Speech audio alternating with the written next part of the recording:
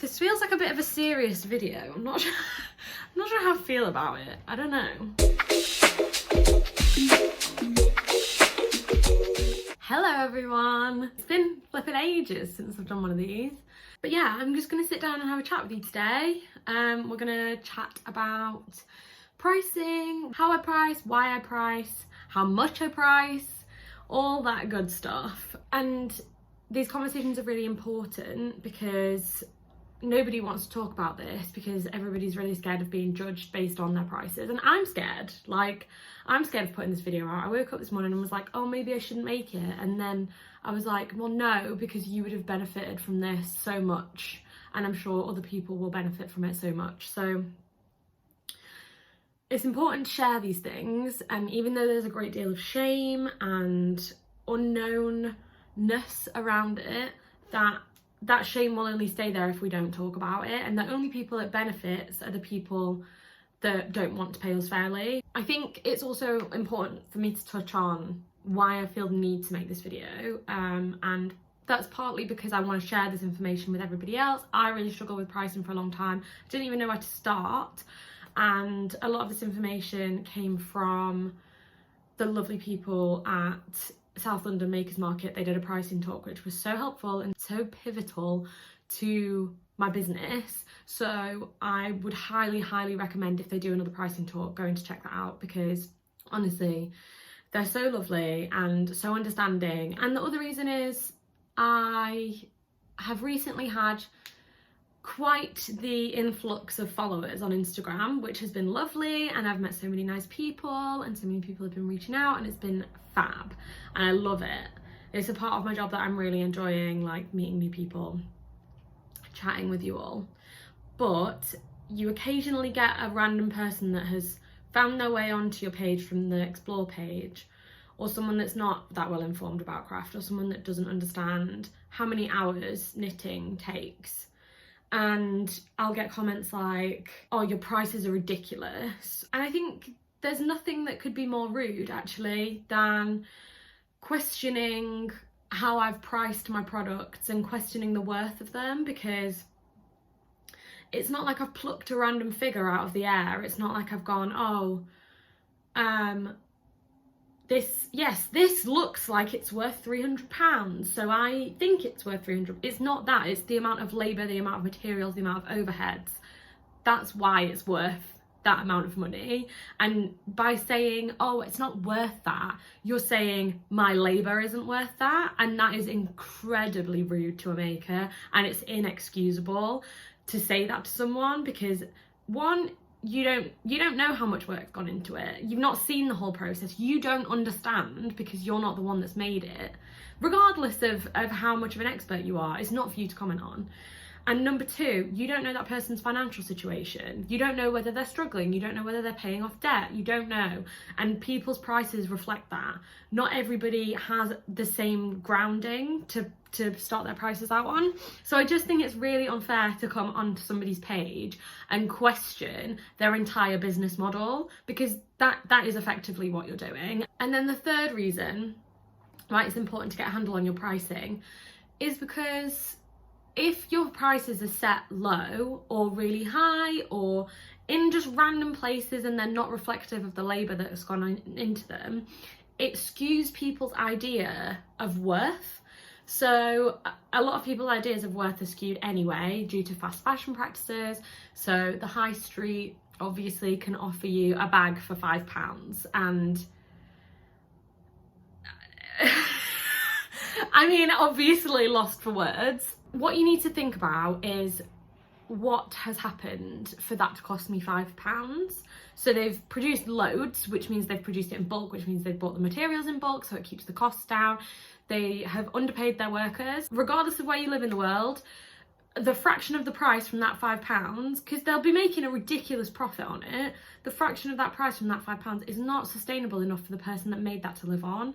It's not. That's the facts, and people are staying in poverty in highly skilled jobs, because garment labour is highly skilled, are staying in poverty to provide garments at price points like that. But what I'm saying is that skewed price point of thinking, oh, well, a top is worth 15 quid. It's not worth 15 quid. It's what the high street wants you to think it's worth, so you can think, oh, I can buy loads of tops. But actually, in reality, to pay someone fairly and to use good quality materials, a top isn't worth 15 quid. A jumper in the shop is worth 30, 35, but my jumpers are worth 350, 300 because of the amount of time and effort and sustainable practice that has gone into making this. So the real cost of a jumper to pay someone fairly is £350. It's not £35. And this is something that I'm super passionate about, because if you then start pricing down and you think, oh, well, the high street can offer a jumper at £35, maybe I should be pricing down, like I'll price down all my tops and then I'll not think about how much I charge per hour and all this kind of stuff, and you just pluck a figure out of the air and you're like, yeah, that's what people think it's worth. That then forces your prices down, but then everybody else that's charging the fair amount of price is then going, oh my god, how can they charge 13, 14, 15 pounds for a top? Oh my god, I should be pricing down. And then it drags everybody else's prices down, and it's not sustainable because you're all competing with this skewed value that you'll never be able to meet, and you're not paying yourself fairly, which is inherently unsustainable. So please, if anyone is watching this that has lower prices because they're concerned about, oh, will people buy it? Oh, I don't know. Please don't do that, because it causes everybody else problems and it's causing you problems. I'm going to talk about my pricing structure now. I'm going to use an example that's mine. This is a legitimate thing that's sold. This is exactly how much it cost. This is how much it costs to produce. This is the profits. Everything is a legitimate figure. I'm not just pulling random things out here. So this is the item. It's a balaclava. It was hand embroidered. The price that it sold for was £246 plus postage and packaging. That might seem like a lot. It's not a lot, and I'm going to tell you why. So there are three major factors that you need to take into account when you're pricing. So that will be materials, overheads, and labour. So materials covers literally what it's made of. The balaclava takes 3 balls of Take Care Mohair by Wool and the Gang to Knit. They are priced at £11.20 each. And then we've got, so I had some secondhand yarns that I used for the embroidery, which I don't think I factored into this material cost because it was like small ends of some old leftover yarn, but I'd normally factor that in as well. So my material costs for this balaclava were £33.60. And then I worked on this piece for around 10 hours. So you need to know all these figures. So you need to know what materials exactly you've used, how long you've worked on it, and you need to know the other costs that will factor in as well. I pay myself per hour, as everybody should, because that is how labour works. It's an hour of my time. How much is an hour of my time worth? And I will say that I'm not going to go into now how much I charge for freelance and all that kind of stuff. That'll be a separate video if I decide to make it, because I charge differently based on different prices and products and who I'm working for and all that kind of stuff with freelance. But I have a flat rate for all of my products. I charge £10 an hour. That's a lot cheaper than I charge for freelance, because I want to still enjoy the things that I'm making and not be too stressed about like, oh, how long is it taking? Oh my God. So £10 an hour, that's my flat rate for all of my pieces. That's how much I charge for, whether it's cards, balaclavas, cardigans, everything, £10 an hour. That's just how much it is. The labour cost, that just goes towards like paying my rent, all that kind of stuff. And then you want to calculate your overheads as well. So that's packaging, running a website, that's any cost that isn't included in materials and labour that applies to your business. So it's, for example, if you're paying a yearly subscription for a website and you know how many items you want to sell per year, you divide that yearly subscription number by all the products and then add that to each individual product that you want to sell, which makes sense. So then you're covered and you're not eating into your profits from your overheads. So you've got material costs, labour costs, and then overheads. But what you want to do to ensure that you can pay the rent and are making a return on your business, so for example, you need money to put back into the business to then buy more yarn and make a new hat, for example. So what you should do is times your material cost by 2 or 4. So what I do for wholesale, I times my material costs by 2. So I'll still be turning a profit if I decide to go down a wholesale route, and then I'm not going to be caught short later. And then I times my material costs by 4. So for example, for the balaclava, the material cost, the actual physical material cost is £33.60. But then when I times it by 4, my material cost increases to £134. But at a wholesale price, it would be £67.20. That would then work out, the wholesale price for this balaclava would be £169.70. And the recommended retail price would be £236.09.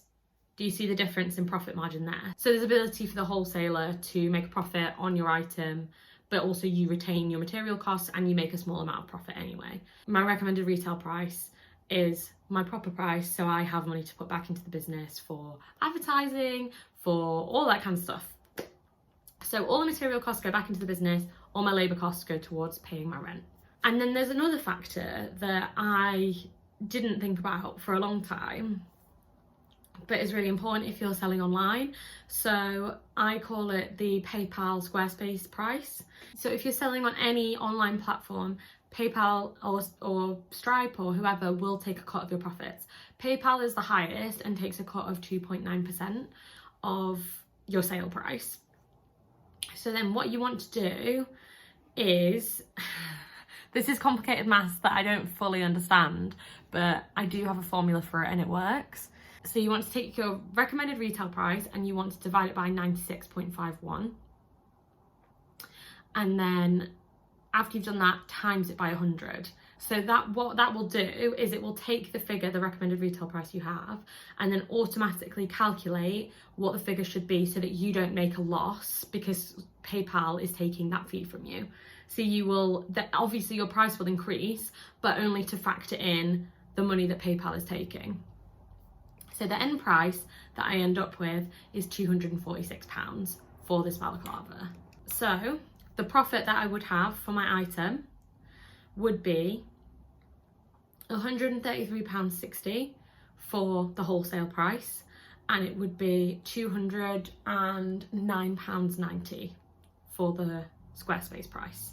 So that's how I price. I think that's the fairest way of doing it. It's the most sustainable way of pricing for your business in order to continue growing and continue investing in materials, because knitwear is really expensive. And for example, like that balaclava isn't super expensive material wise, but some of the jumpers and cardigans and stuff like that, the price points on them can be insane. Like the cost of yarn is a lot, so you need to make sure that you're covering yourself and you can run a sustainable business, because it's difficult. Like all the overheads are difficult to calculate, and I'm not there yet. Overheads aren't calculated in my pricing spreadsheet yet, so I know I'm making less money than that because I don't know how many items I want to sell a year and all that kind of stuff. Like I'm still very new, I'm still growing.